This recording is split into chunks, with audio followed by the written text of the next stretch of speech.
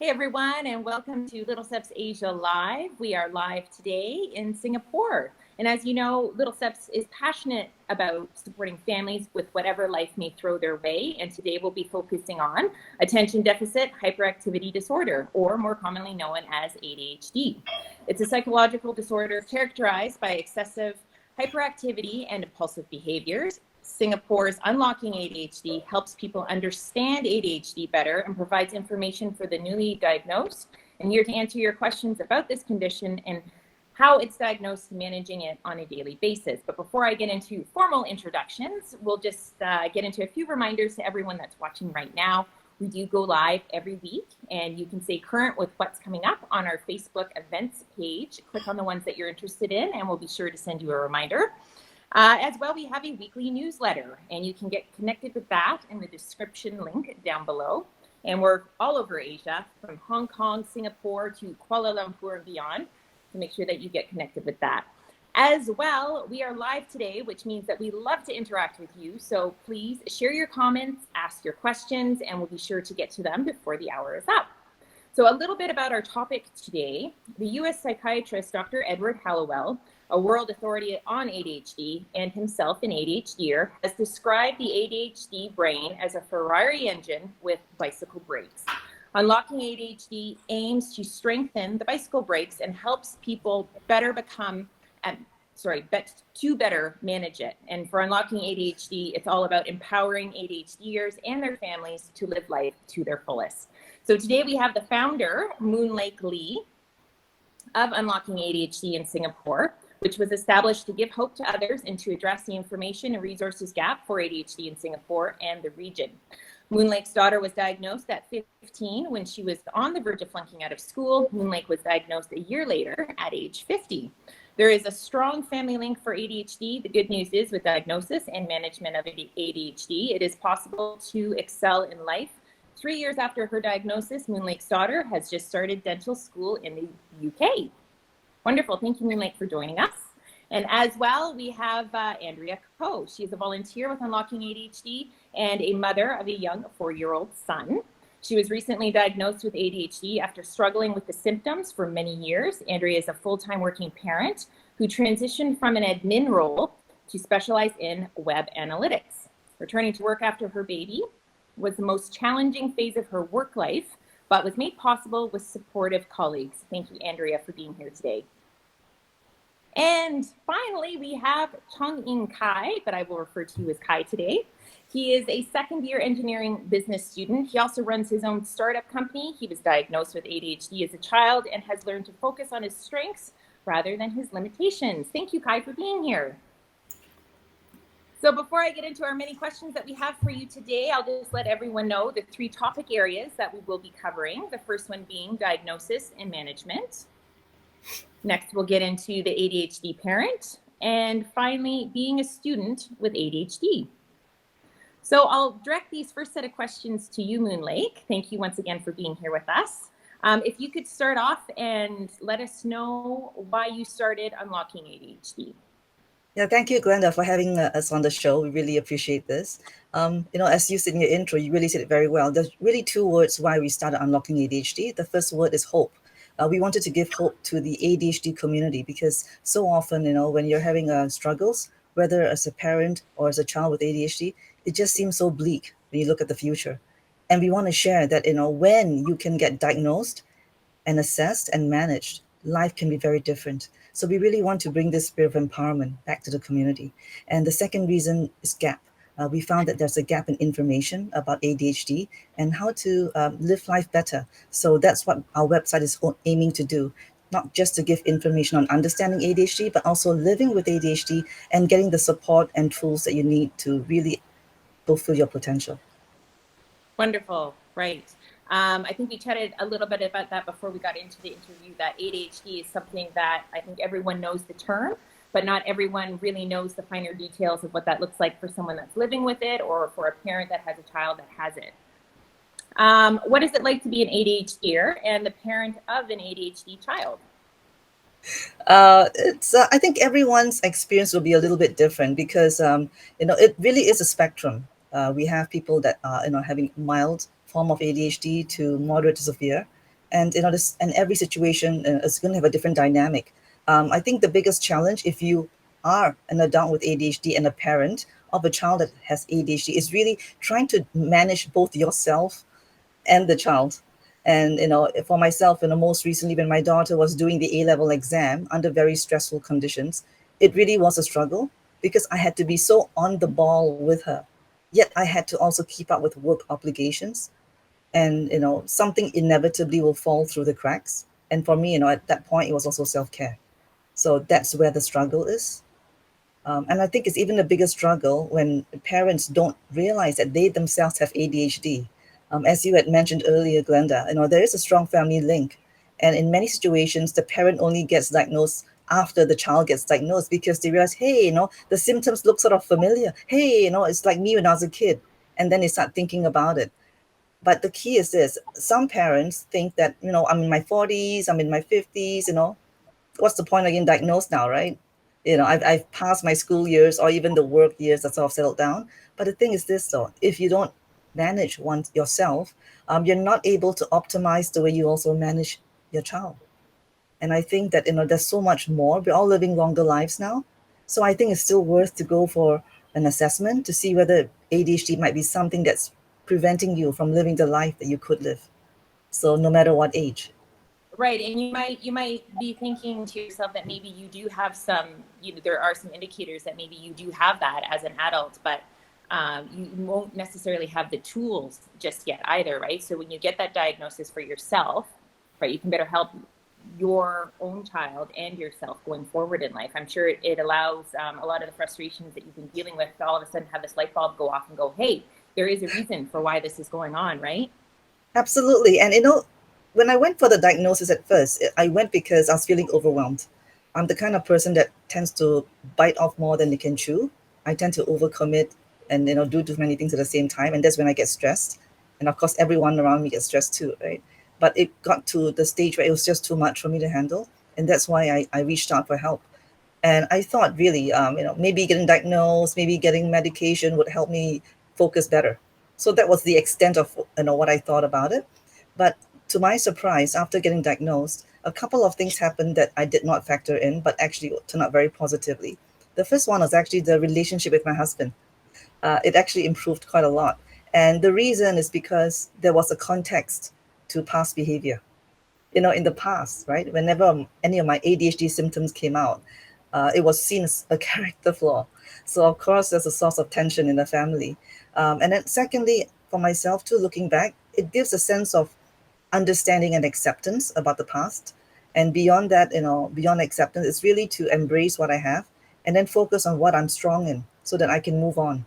So these are the things that I didn't expect, just from a diagnosis. Initially, it was just to get medication so I can be more productive, right, and handle life better. It was And I more think, fulfilling than you had originally anticipated. yeah, yeah. And of course, Andrea, oh, sorry, go on. Yes. and the other thing I didn't expect was really to have a community of friends. That was unexpected as well, but we are seeing that happen. I mean, Andrea and I become pretty good friends, just through this whole journey as well. So that's been amazing. Wonderful. Also sharing the link of motherhood, right? Yes. Andrea, I'd like to direct that question towards you as well. If you could share your journey as a parent of your child and with dealing with ADHD yourself, how that's gone for you. I think what I realized is a lot of it is having to control my emotions better to help him to control his as well. So I'm someone that is quite anxious actually, since not knowing that I have ADHD and always knowing that I'm not very consistent and messing up a lot makes me more like panicky about whether I can plan properly and do things right.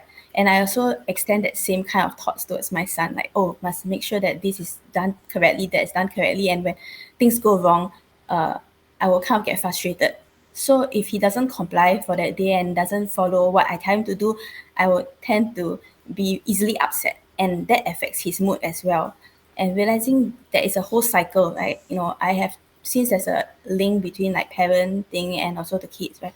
I have to manage myself first so that I can help him, with what he is experiencing.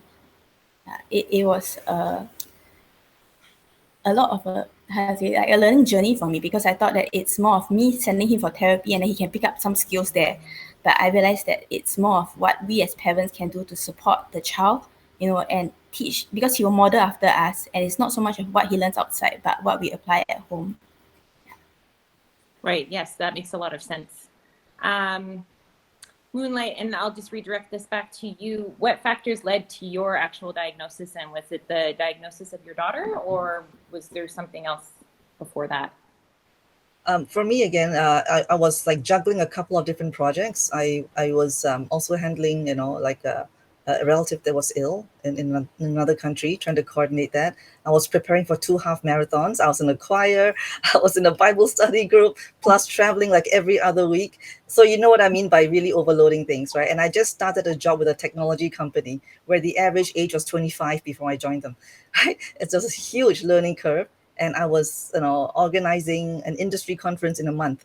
So really, the amount, or rather the lack of sleep, all the different pressures, and my daughter was applying for boarding school at that time and preparing for O levels. Is really everything sort of coming together. It really got too much. So that's why I needed some help. You needed some answers. Yeah. And how did you support your daughter during her school years? Initially, it was just like any other parent. You send them for tutoring. That's always like the first thing that people do, right? Yes. You try and do the carrot and sticks, the reward systems. I even went for parenting courses, but all these were of limited use because I was just going around the bush and not really going to the underlying, which was actually, going for an assessment. And initially, we suspected ADHD, but we thought we didn't want to label her so soon because, again, there was this perceived stigma. So that's why I did all the other things except, even to the extent of stopping work to spend more time with her. But what I found that really made the difference in the recent years was the relationship that I had with her. Because there's a lot of things, if you want to manage the condition, that you have to work together as a team, the parent and the child. And having that solid relationship really provides that foundation where there's teamwork, of course, having good communication. There were so many times in the last year and a half, particularly because of COVID, and because she was in this A-level year applying for university, that there were things that we had to do that were tough things to do, like decisions that we had to make, the amount of work that she had to do, and we needed this spirit of cooperation. There were times she told me she actually felt resentful, but to her credit, because of that relationship, she worked with me, and there was that trust there that I would want something for her good and not for her harm. So I'm really blessed for that. And that's one thing I just want to sort of underline as well for parents, and their kids, no matter whether it's a child or a teenager. It really is the relationship and the communication, because they hear too many negative talk all around them already. And that's one thing I learned quite late, to advocate for my child. I used to apologize to everyone for them and then go back and sort of give the nagging and scolding. So I was like the customer service officer, the frontliner.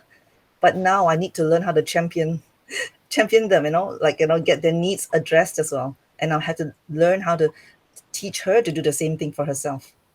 Wonderful, right? Because those are two very different paths to take as a parent with your child, right?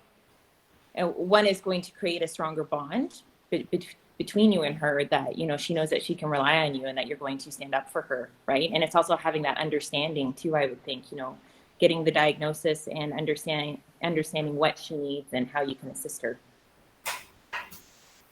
Yeah, beautiful. What would you say? I know this is sort of a broad question, but what would you say has changed since your diagnosis? For myself, I think I have a clearer idea of what I can do, what my strengths are, and also what I'm not so strong in. And I try not to focus on what I am lacking in, because I think that really doesn't empower me. I focus on what I can do well and do it the best that I can. And from that, actually, that's a certain energy, like say unlocking ADHD really is a testament to the ADHD strength. I am more hyperactive, as you can tell when I load my schedules. So I've used that energy, the extra energy, to help me really power through and get a lot of things done that probably a lot of people didn't think would be possible. And that same energy to connect volunteers, right? And have this dream, this crazy dream that, again, most people would not think about doing. So that has given me the conviction as well, because when you are having a lived life, you can really stand up and really have that conviction and share from your own experience that, those that haven't really been there, done that, they would lack that same conviction. So that also has helped power. So I think the diagnosis really has given me the strength to move forward and the purpose. And how would you say that you manage your condition? A couple of ways. It's actually a multimodal approach, and that's what all the experts recommend.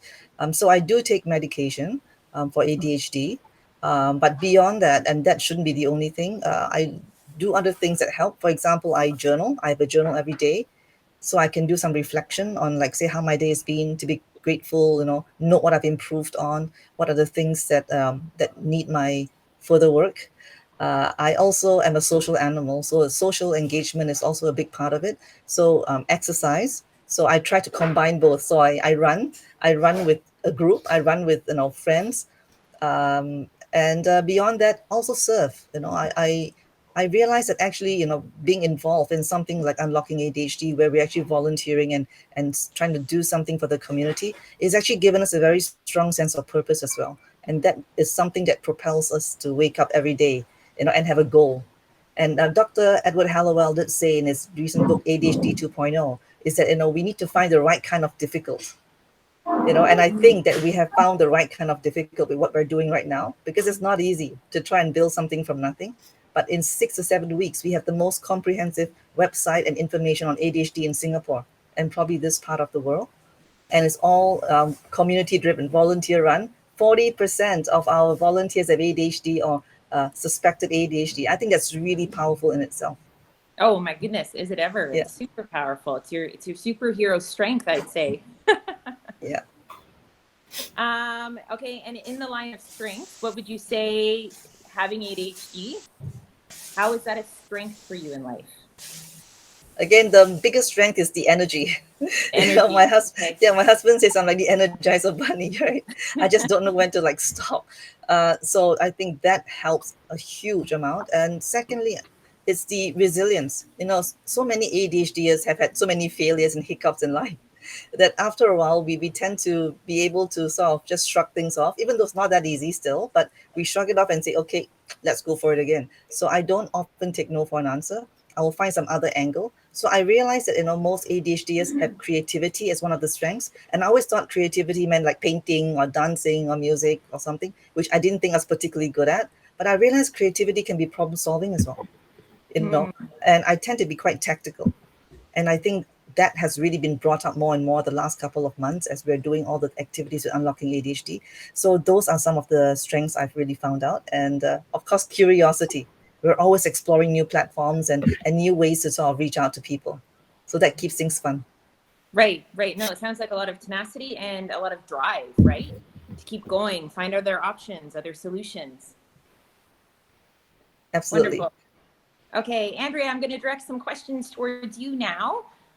If you could answer, please, what factors led to your diagnosis? Okay, so my son actually started school, I was going back to work, and during then the teachers kept giving us feedback almost every few days to say that he wasn't sitting still in class, he wasn't paying attention, he would escape the classroom to run outside and touch things, maybe he would stand on the table. So there were consistently a lot of these kind of comments coming to us to say that he is just unable to stay still and focus.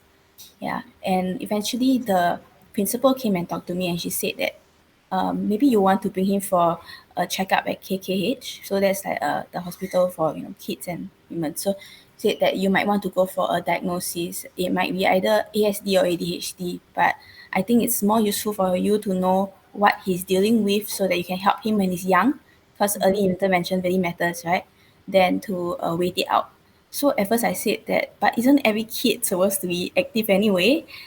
This is normal, right? But she did tell us that from all her years of taking care of kids, while they are active, they would still respond to adults or friends, right? And he wasn't really giving anybody attention. So he's like in his own little bubble, running about, doing things. And even if they were to scold him, he would do it again. So it's quite persistent as well. So that was when we brought him to go for a check. And in the process, I read up more about ASD and ADHD. And I said, hey, actually ADHD sounds a lot like the kind of things that I do on a daily basis. And I voiced this out to my parents as well. And that's when they told me, oh, it's normal. You were like this when you were young. So it kind of confirmed it even more that, oh dear, it might be me after all. So I used to do such things when I was younger. So I locked myself in a fitting room, climb on top of the monkey bar and then jump off. So there was like no fear involved, right? And I just doing a lot of like things that my parents would get scared of. And my son does that as well. He has like zero fear. He will climb things like all over the place. He's like basically a very free spirit. Yeah. So after the diagnosis was when I start to reflect a lot more and be more self-aware of these things. And then I'm able to also identify in him and help him with it.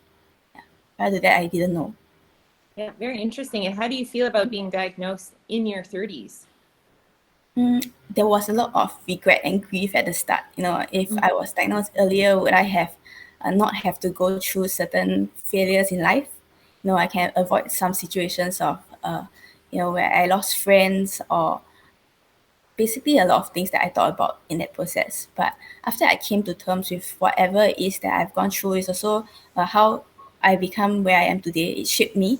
And so I don't think there's any regrets after that. Yeah, that I learned through therapy as well. So I kind of put aside all those past, griefs and baggage. And now I'm just trying to have hope again to dream of something new. And I think that is what Unlocking ADHD has also given me. Wonderful. And what are some of the challenges of being an ADHD mother with a young child? I always feel that I'm a bad parent actually, because you will see other parents planning. Okay, I do visit Little Steps Asia so to get tips on what to do with my son. And I see people planning a lot of activities for their kids, but sometimes I don't really have the energy to plan things for my child and also work at the same time and manage myself. I struggle a lot with this kind of time management, like organization. So it's very hard for me to draw a line between personal life and work life. Hence, I always feel that I'm not giving enough to my son. Yeah, that's a part that I will always feel like parental guilt towards. But nevertheless, I think that now I'm trying to at least spend more time with him and plot my time properly. Yeah.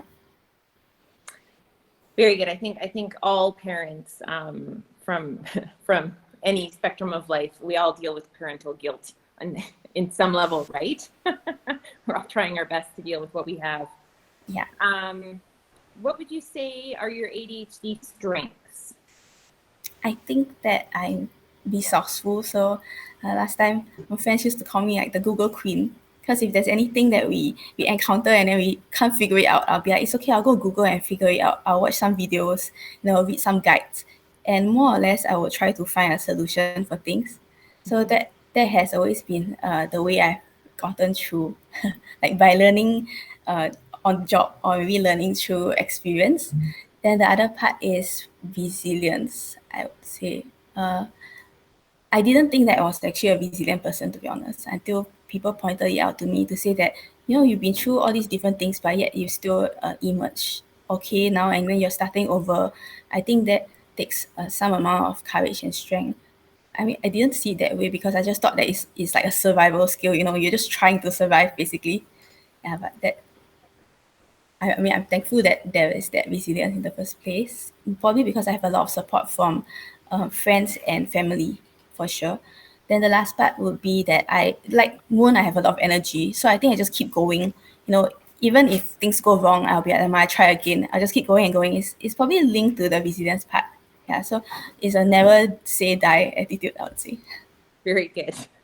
And if you had some advice to give to other mothers with young children with ADHD, what would your advice be to them? I would accept them as they are, because we are all unique, even with ADHD. They would definitely have their own strengths in certain ways, and you can help them to develop it. Like let them be curious. Be there for them basically. If it's difficult, try to understand why it's difficult for them, and not see it as them having behavioral issues, but it's more of them needing you. They need your help. Yeah. I too used to scold my son very frequently, thinking that, why can't he just behave, right?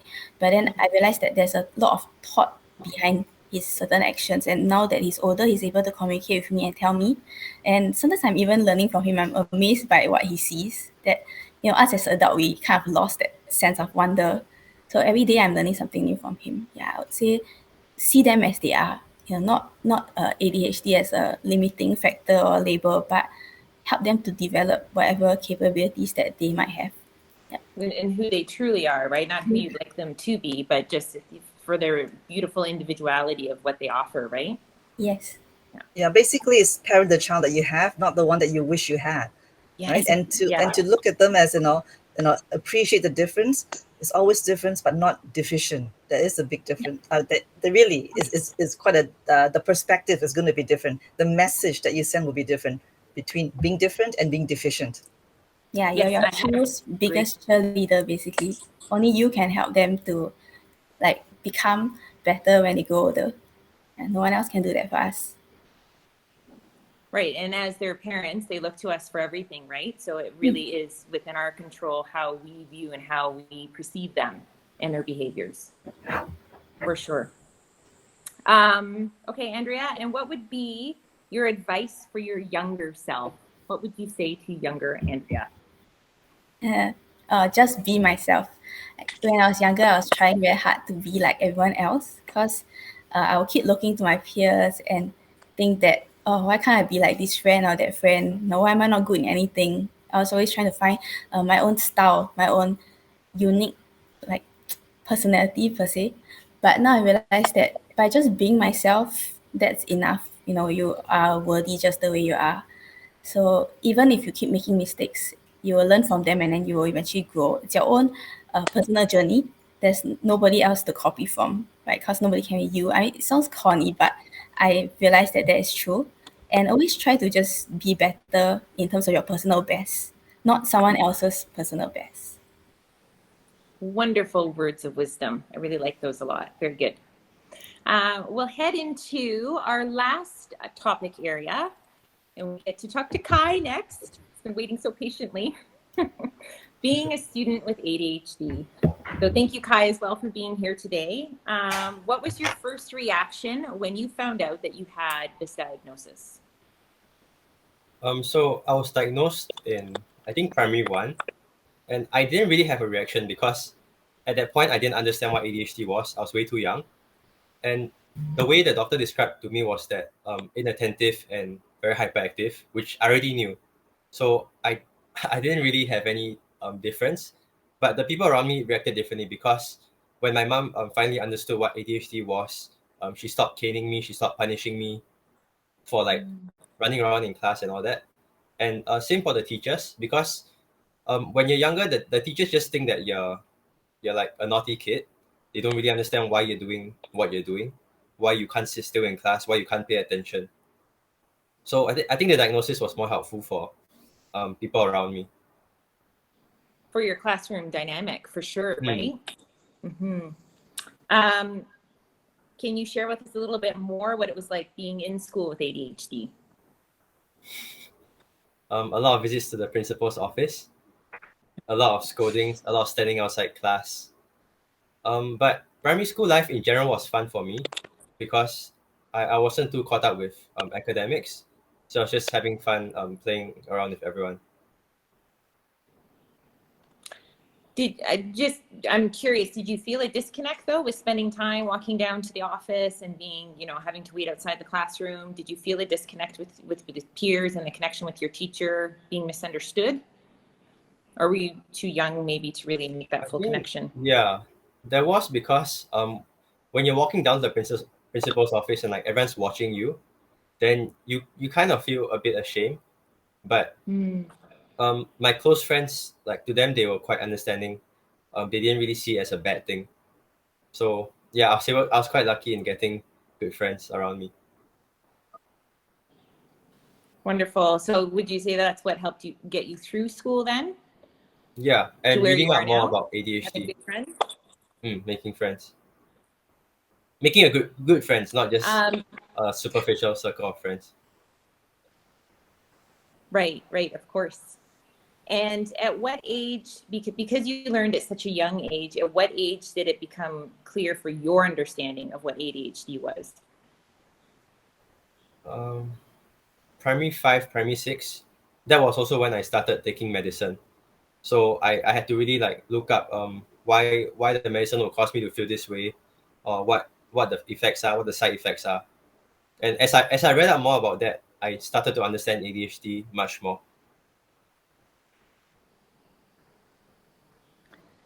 Could you share with us, so you have a company that you've started up. Could you share with us how you came to launch this while you're still in school? So my company is called Stickum. It basically uses connectors and chopsticks to build things. And this is quite in line with what I like to do as a kid. I like to build a lot of things. I was really creative and a very hands-on person. So even in class, I'll be fidgeting with stuff. And I started Stickum because I wanted to replicate this experience for other kids, because not everyone can afford expensive robots and afford to like make things. So as I started Stickum, I really put all my energy into it. I became this thing called hyper focusing, where I completely dropped all my exams, all my revision, and just went like all in on Stickum. And yeah, and then it ended up becoming a rather big thing, because I started roping in more and more people, all my friends, to like help produce and work on the graphics, all that. And I think my school my school grades kind of suffered, but in the end, I think that's a good trade-off that I'm I'm like perfectly fine with, because I think with ADHD you have to pick your battles quite wisely. I obviously wouldn't be able to balance like 6 subjects along with the startup, so I had to drop some modules, drop some exams, and yeah, just work slightly smarter and not just work twice as hard. So really organizing and knowing what you want to do and how to focus that attention. Yeah, you have to like accept that I'm not going to be able to do everything, balance all the plates at once. Right. What would you say are the advantages of having ADHD, and how has it helped you to be such a success in life? I wouldn't say I'm super successful yet, but I think the main advantages are creativity. Like Moonlake mentioned, you're able to solve a lot of problems, because your mind is just constantly running and thinking of like what are the different angles I can approach this. You don't get stuck up on like one solution and trying to force fit the solution into the problem. So yeah, super creative. Um, Second one is that it allows me to see all the possible solutions. So I like to edit videos, and as I'm editing videos, my drone videos, I can kind of see like how different shots can come together instead of just focusing on one shot. And I think lastly is that I'm very high energy, so I can connect with a lot of people. I can talk for like the entire day without burning out. I think that's something that a lot of people can't do, because they always ask me like, how do you talk to everyone without getting like really tired or just getting bored. But when I talk to people, I get excited, and that just keeps me going. Wonderful enthusiasm. I can feel it over here. I just wanted to say though, Glenda, sorry. Oh. Just wanted to say something though. I want to clarify, it just so happens that 3 of us on your show today are all tend to be a little bit more hyperactive. And that's great, but ADHD, there are different presentations. And besides hyperactivity, which is very common for most people's knowledge, there's also people that have a primarily inattentive presentation. So they tend to be the ones that are lost in their thoughts, a bit scattered, disorganized in another world. And a lot of these happen to be in girls and women. And they are the ones that tend to be overlooked. And also that's also the other side of things that we just want to make sure that people who are watching know as well, that there's the inattentive presentation. Andrea and I, even though you're seeing as hyperactive, we also have traits of inattention. And probably that's why both of us also were diagnosed much later than Kai, who has a more typical, presentation of hyperactivity. So then the little boys would tend to be picked up by teachers because they're disruptive, whereas the girls might not be. So just wanted to just interrupt and just make that point so that the viewers also know that. Can you explain a little bit more what that would look like in a classroom setting then, for somebody that's more the other way versus the hyperactivity, what that would look like for teachers? Okay, so like say for my daughter, right? She would be going to school, and she'll sit very quietly in the corner. Sometimes she'll chat, but her mind will be drifting, but because she wouldn't be disruptive, the only irritation to teachers would be the fact that maybe she loses her things, or she doesn't hand in her work on time, or doesn't keep good notes. But she wouldn't be disruptive, and therefore, if the child happens to have a good IQ, they could probably power through, at least at the earlier years.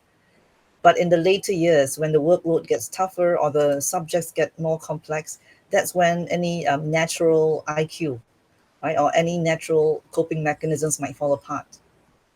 And that's when people get diagnosed. So it's very common, like in our team of volunteers, many of them the girls get diagnosed towards the A-level year or university year, or when they become mothers. That's another situation. Yeah, I think because I'm also like a combined, right? So not fully hyperactive. Most of the hyperactivity goes on in my mind. So I would maybe be like sitting in a meeting and people are just talking about one thing, but I will be thinking, okay, maybe later I'm having this for lunch. I need to remember to buy these things later after I end work. Oh, there's that other project that I haven't done yet. There's like a million thoughts going on. And I'm trying to like still be present at the same time. So it's probably the struggle that those who have more inattention, they would face this problem. Yeah, and it cannot be seen on the outside. Right, that makes sense. I'll maybe direct this next question to start with Kai, but please jump in as well, ladies. How can parents support their ADHD children during exams specifically? So during exams, there are two ways. That's personally for me what worked. So the first way is medication. A lot of parents are quite. I've seen some of my friends, their parents don't really believe that they need to be on medication. And the second, but medication for me helps for exams because it really helps you to focus when you're trying to study like really long hours in a day. The second one, which is slightly less recommended, is that wait, Moonlake, should I be suggesting this one? Go ahead. Okay. The second one is either skipping exams or dropping certain subjects. This one is quite less spoken of because a lot of parents think that the kid needs to take every single exam, needs to ace every single exam. But if you're looking at some university or polytechnic admissions, they only require you to have 5 subjects, and sometimes dropping a subject, it really does take a lot of pressure off because you're basically studying for one less subject. And also something that worked for me really well was that my parents never placed that much emphasis on my studies.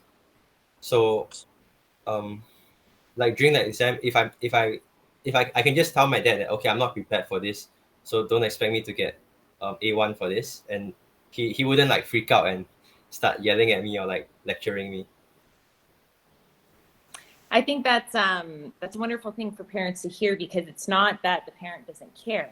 It's you're supporting, right? You're advocating for yourself, what you're capable of doing and getting done. And then your parent is there to support you with your decision, right? Your parents aren't always going to be there throughout life. You need to learn these skills on your own, right? How to speak up for what you need and what you can accomplish, right? Okay. And Andrea, do you have something to add to that? I wanted to say that I also did what Kai did. So after a while, when you realize that there are too many things to do, right? Too many things to study, and you have to really just focus on what you can do best. Yeah, so that was when I also made the decision to drop some subjects that I didn't think I would need to enter the course that I'm interested in. And I guess this in part is also maybe as parents, you need to know what your kids' strengths are, right? So that you help them to aim towards those rather than wanting them to be well-rounded and study everything because you know your child best. Very good, very good. And Moonlake, sorry. Yeah, we actually had at Unlocking ADHD 2 webinars recently this month. We had one that was a youth for youth panel. So Kai was on the panel, and we really wanted the youth to share with other youth because I think that's the most powerful voice. It's authentic, and they were sharing all those exam tips and strategies that work for them. But again, because we know we're in October now, right? It's towards the end of the year. It's like final exams. This is not like how to be an A star or A student. It's how do you like have the difference between passing everything and failing everything. So it was an emergency kind of event, and I think it went very well. And we had a supplementary event after that was parents. How can parents support their kids in exams? And one of the things that we actually talked about was learning when to shut up, not hover too much. And in my case, I was actually advised to actually give my daughter comfort food. So, we come from a family where health is, especially eating well, is very important. So no junk food, no sweets, right? Well, during my daughter's really tough times, we took her down to the petrol station next to our home, and we bought like a whole bag full of M&Ms, Snicker bars, like, whatever, even tried Red Bull, okay? But whatever it is, and you should have seen her face. It was completely unexpected, but it also showed that she was loved, right? Because we are actually approaching it from a very, very different perspective. And most important, especially now, with all these issues of mental health among young people, we really want them to know that they are loved for who they are, not what they can do and how they perform. Because ultimately, they are important to us, right? It's not how many A's they get. And I think that needs to give them that foundation for security so that they can do their best. That's a beautiful message. Beautiful message. And then I would like to ask, and everyone can jump in if you have an answer to this, what you feel the pros and cons are for medication when dealing with this diagnosis. Moonlake, you want to go first? Okay, I'll jump in then. Medication, I basically think that we need to look at it as just one of several tools. We shouldn't put any kind of emotional label onto it. I remember Dr. Hallowell once shared that after a talk that he gave, somebody came to him and said, "Dr. Hallowell, do you believe in medication?" And he said, "Medication is not a religion, right? It's just a tool." So, and then the best analogy that the psychiatrist told me is like wearing a pair of glasses. If you don't wear your glasses, you can't see very well and you cannot access your learning. So by wearing the glasses, you don't have to worry about straining your eyes. Straight away, you listen, you absorb, you learn. So medication helps with that. The other aspect that medication helps with, which many of us weren't aware of, and I just learned, as I read more, is that actually because of the symptom control, then you can actually learn how to manage behavior as well. And that's critical because even if you're just medicated without learning coping techniques, then nothing really changes. So learning behavior management, and beyond that, within the family, if let's say it's a child's on medication, then the symptoms come down, the family also has more peace at home. So the parents' relationship with each other and with the child is actually more harmonious. Because what happens is that when people use medication as a last resort, the tension rises. Each year, the kid falls behind in their learning. It's very hard to catch up. And overall, even though the people mean well, it actually ends up being much worse than it would have been if they had just done medication. So what Dr. Dan Shapiro, one of our speakers, shared is, don't commit yourself. Just do a medication trial. A week, 2 weeks. It's sort of like dip the toe in. If it's not working, then of course stop it, or maybe switch to something else or modify, right? But don't just close that door there, because it is considered first line treatment for ADHD. I'll pass it on to my fellow panelists. Andrea, do you have something to add to that? Okay, so probably I'll share my experience, right, after taking medication. Nothing changed. So, as in, I was a bit more focused, but I don't think there was like that immediate change that I thought that I would see, because everyone says that, oh, you take ADHD medication and then you get better. I still felt as demoralized sometimes, sometimes I still face the task aversion. Then my therapist told me that pills don't build skills. So it helps you to focus better and like maybe calm down, but you still have to put in that work that is required, right, to change all those bad habits that you have picked up over the years as your coping mechanism. And so it's always going to be a work in progress, but the pills will help you to stay on track so that you don't feel so much about not wanting to start. Because I do experience like being sluggish without it, but once I take it, it makes it easier for me to like get going and start on something. And I think the starting is the most important, right? Yeah, so that's just a thought for parents if they are thinking about helping their kids. If you really see that they are struggling so hard despite everything we've tried, then this is a consideration that you can have, that maybe that's what's needed to make that first step. Then after that, you can decide whether you want them to stop once they build the skills. You know, it really depends. But just try everything that you can. Don't discount it just because you feel that it's an easy way out that makes you a bad parent. You know, because that's the stigma that goes around. Right. I think it's opening everyone's mind that it's not something that's going to fix it all, but that it's a tool and that it has its place, and every individual is going to react differently to it. And basically it's just another tool in your toolbox to try, right? To see what best works for you as an individual. Yeah. And Kai, do you have anything to add to that? No, I think mine is quite similar to Andrea, where I only use medication for studying, either studying or very mundane tasks where there's a lot of information to process. But for more creative stuff like editing, discussing, working on my startup and all that, I don't use medication because I feel like it makes me a more boring person. Like I'm less, like the thoughts flow less quickly and all that. So yeah, only for studying. But I'm pretty sure it helps for like daily life also.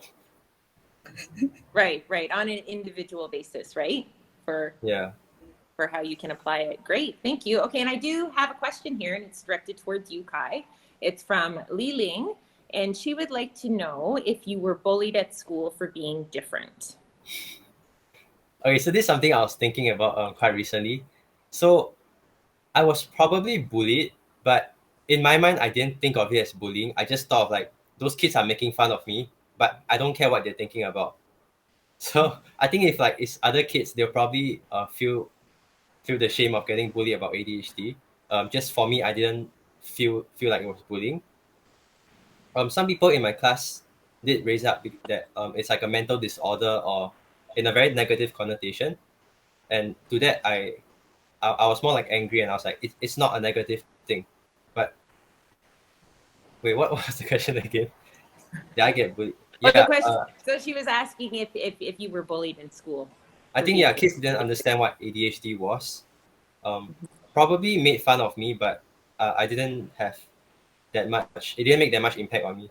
I think it's because like when you understand what your condition is and what it does to you, then if they're making fun of something that like does not happen to you, then there's no need to get hurt by it. But I think it's harder for a kid to understand that. So maybe the parent has to communicate that for them to understand. Right. I think there's power in the knowledge of knowing why you are the way that you are, though, right? And that gives you strength in who you are. It also could be because I think Kai's parents probably gave him very secure childhood in that sense. So that I think plays an important part. So that's why he had that inner kind of confidence. Whereas it might be quite different for another kid who really wasn't given that emotional support as well. For sure. Li Ling also would like to know, directed to you, Kai, if your friends have accepted your hyper and impulsive behaviors. Yeah. So yeah, that's the thing, because I've been working on my startup. In the past, before I worked on my Stickum project, I had like so many other projects, and I was lucky enough that they were quite successful. So that changed, like in my circle, the people that know they have ADHD, they also know what I've done. So to them, they think of ADHD as like a good thing, because they always ask like, oh, how do you do so many things at once? How do you juggle so many things? And I'm like, oh, ADHD, that's probably one of the reasons. And then they're like, oh, okay. And then to that person, their perspective of ADHD has changed already, because before they think like, oh, ADHD is just something that is gonna disable someone from doing what they want to do. And then I think when I explain my story to them, I explain how I'm able to do all these things, then that changes their perception. And that's why I think it's quite important to raise awareness on ADHD, because the more people understand like it's not a bad thing, it doesn't have to be a bad thing, then it's good. I think obviously we all agree on that more information out there, the better, right? Because as I said earlier, everyone's heard of ADHD, but nobody really knows what that means or what that looks like. And, your three beautiful faces here today are explaining that well, and like, hey, we're just like everybody else, and we're functioning through life and doing the best that we can. And it's not, you manage it. You manage it just like we all manage our own issues, right? Yeah. I do have, okay, so this is a question I'll just put out to all three of you. What do you think has helped best to help, I guess, get your focus in? And this is from Louis Ping. So, and I think that all of you have touched on it a bit, with medication and the tools that you use, but maybe if you could just reiterate what you find works best for getting your focus. Maybe I will start on this. I think Okay. Finding our interest and your purpose, right, is like the most important thing. Because even without medication, as Kai has said, if he's doing something that he's really very interested in and passionate about, then he still gets that drive going. You know, he can still hyper focus and he's very committed to it. So I also realized like what are the things that I do enjoy more, and I try to work on doing that to help myself focus even without the meds. Yeah, because like he says, actually taking medication does make you a little bit more dull because things seem to slow down. If not, usually you have like a lot of thoughts, right? But when you take it, you kind of like become a little bit more subdued. Yeah, but it has its place. Like for things that I really don't like doing, I will have to take it. Very good. Yeah, I think for ADHD, the way the ADHD brain is wired, we are more driven by things that interest us or things that are novel. So it's not the same as people who are neurotypical, where it goes based on importance, right, or priorities. So I guess the first part to trying to focus better is to really understand how your wiring is, because once you do that, then you sort of know some of the little tricks or tips. We're just talking earlier this morning. Andrea and I were chatting, and we have this um, coffee chat on WhatsApp. Okay, where it can be very spammy at times. Everyone's having conversations, and I said, you know what? We keep that there because in a way it's like a little dopamine fix.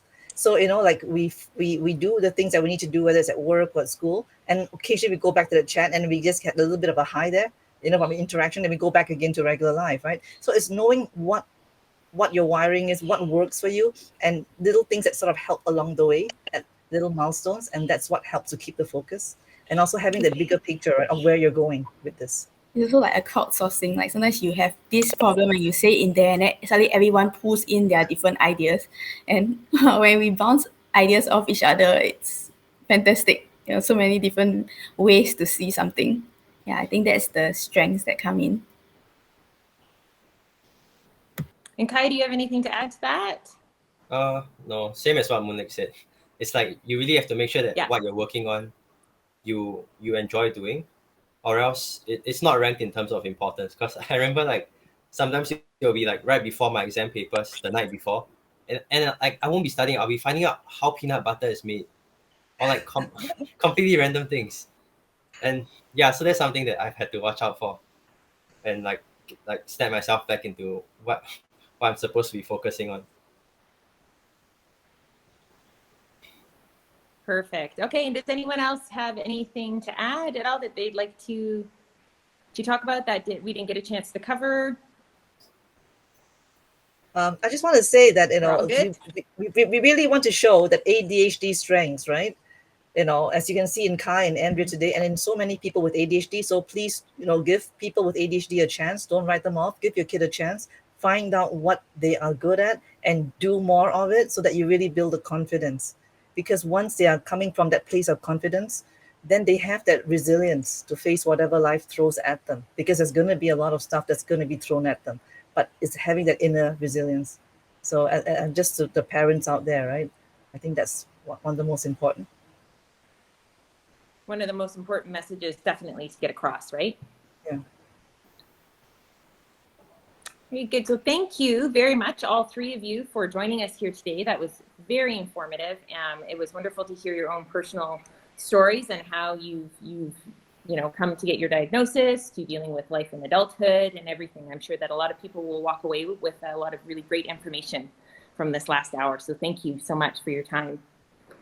To those of you that are watching right now, you may not know that October is ADHD Awareness Month, and you could visit Unlocking ADHD's website, unlockingadhd.com, to learn more about ADHD and how to live life better with ADHD. You can view their videos and what it's like to have ADHD in Singapore, and also read the personal journeys of ADHDers on their website. Thanks so much for joining. Everyone that's watched today, thank you for your comments and your questions. If you'd like to see more videos like these, please subscribe to our YouTube channel. As well, you can follow us on social media or subscribe to our weekly newsletter. We do go live every week, so until next time, bye for now.